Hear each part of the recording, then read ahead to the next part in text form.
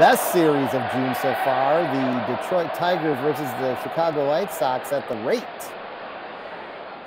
The best season, that's one way to put it, I guess. I would say that's one of the dumbest series of the year. Certainly one of the dumbest games I've ever seen was game 2 of that series. But I go agree. ahead, go ahead, pile on, do whatever you No, want no, here. I agree. Let's be honest. You're 100% right. It was the dumbest series of the year. We had a game won on wild pitches. All the runs scored Yeah, on wild pitches. you won game 1 3-0 in a shutout. Congratulations. Game Yeah, 2, you won 2 wild pitches to 1 wild pitch. You had that's one right. one fewer wild pitch than the Tigers did, and the White Sox win. But we have to give, I can't remember who was pitching for you, the wild pitch of the year where he strategically took out home plate umpire in hopes of maybe the wild pitch wouldn't be called safe at the plate because the ump was concussed. I don't think that was his strategy. That was Jose Cisnero you're referring to.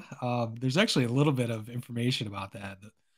The dumbest ending to any game I've ever seen. The wild pitch off the umpire's mask that led to the game-winning run. I guess it wouldn't even have been, that would have been weird enough, but to have the other 2 wild pitches being responsible for the other 2 runs scored by each team in the game is just unreal. But Was that I never saw any data. Is that the only game that's ever all runs have been scored on wild pitches? I think it's happened before, believe it or not. I don't remember Okay. now. I did look that up at one point, but yeah, it wasn't the only time it's ever happened. But what the fuck? It's a rare occasion. Eric Haas, catcher for the Tigers, did shed some light after the game onto what the fuck just happened.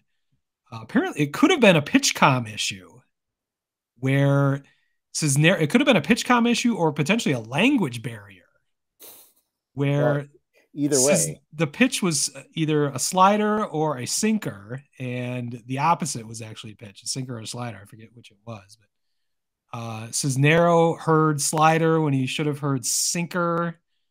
Either way, you could tell Eric Haas had no idea where that ball was going because he just completely missed the catch. It wasn't over as it was high, but it wasn't like he should have had to jump up in the air to get it. He just completely missed it right into the face of umpire Corey Blazer. I just looked it up. I have not seen if Blazer's actually been back behind the plate since then. I was just on Twitter. The last remnants of Corey Blazer being mentioned on Twitter, at least, was that his ump scorecard from September or from June 4th, which he actually did a pretty good job in that game. 94% accuracy. He only gave the White Sox a 0.16 run advantage, so can't complain about there. So Cisnero certainly wasn't angry with the umpire. That wasn't the motivation. But yeah, it could have been either a pitchcom miscommunication or potentially a language barrier. It really created a lot of confusion because, like, even Benetti was like, I think the Sox just won. Yeah, because by the end of that, he was like, "What did we just watch?" Yeah, Tim's over there helping the ump up. Mankata's touching home plate, but no one's celebrating because everyone's like, what the fuck just happened? They're also worried about the health of the umpire. Yeah, which exactly. is a noble thing, but Eric Haas seemed to be more concerned about that than actually grabbing the ball to prevent the game-winning run. He stood up and tried to help the fallen umpire, but the ball was not too far away from him. I don't know if he would have been able to scramble over there and throw it to Cisnero before Mankata scored, but it was clear that Eric Haas's priorities, for right or wrong, were with the health of the umpire. So that was another mitigating factor that led to a lot of confusion. Why it just sort of seemed like the game ended before it ended. But yeah, I mean, umpires are not the most popular people, but certainly don't wish any harm upon them or hospitalizations or long-term damage. So yeah, I guess I need to do more research to see if he's.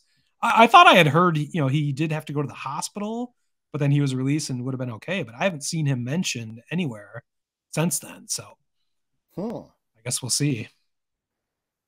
Well, maybe the most exciting game of the series was the finale where Jake Berger, who's on pace to hit 31 homers this year, took a pitch over the wall for a quad patty slam. That's right. That was a beautiful ending. I believe you're referring to Game 3, tie game in the 10th inning, at which the Tigers had already blown their opportunity to go ahead. Subsequently, Alex Lang loaded the bases uncharacteristically.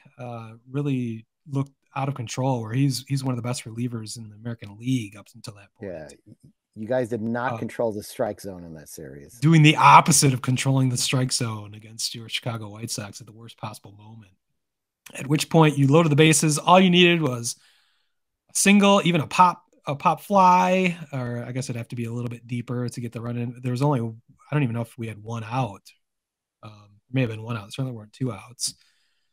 The grand slam was just overkill. All you needed was the fucking fly ball. But I think I have to make Jake Berger my asshole of the week for just going off the top rope, over the top. You're gonna win one way or the other. Jesus Christ, did you have to hit the goddamn grand slam? Yeah, you had to hit the fucking grand slam. We need some fucking runs in that series. For you needed the run differential. There you go. A run differential that mattered. Not really, but congratulations.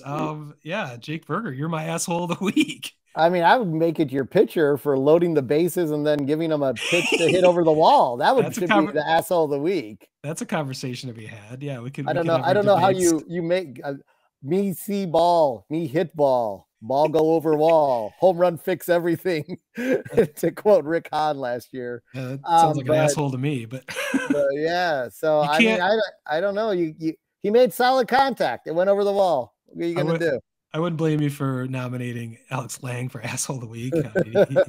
He does have the mock turtleneck, the Dickie, so to speak, the sleeveless turtleneck that he wears. Kind of looks like an asshole out there, but as long as he's getting strikes, I don't care. But that was a horrific performance. He's had one subsequently after that as well, so I'm not sure what's going on with him. But yeah, if we went back to the old days and we could debate our assholes of the week, that would be worthwhile. But of course, mine is tongue in cheek. I won't make a full graphic for Jake Berger being an asshole, but I thought it was too much. It was too much for me to handle. I couldn't believe it.